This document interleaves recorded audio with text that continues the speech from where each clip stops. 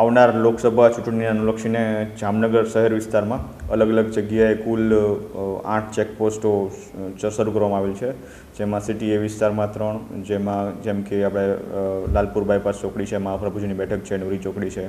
તેમજ ગુલાબનગર ચેકપોસ્ટ છે, સમર્પણ, સાંડિયા પુલ વગેરે અલગ અલગ ચૂંટણીને લક્ષીને અલગ અલગ ચેકપોસ્ટ શરૂ કરવામાં આવી છે. જે ચેકપોસ્ટ ઉપર 24 કલાક રાઉન્ડ ધ ક્લોક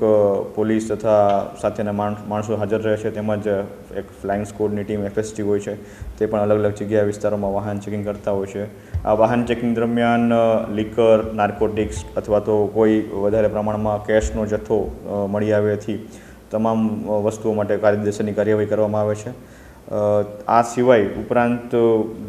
થોડા ટૂંક સમયમાં ચેટીચાંદ, ઈદ તેમજ રામનવમીના તહેવારો પણ આવી રહ્યા છે, તો આ તહેવારોને અનુલક્ષીને પણ અલગ અલગ જગ્યાએ વાહન ચેકિંગની ડ્રાઈવ ચાલુ છે શહેર વિસ્તારમાં.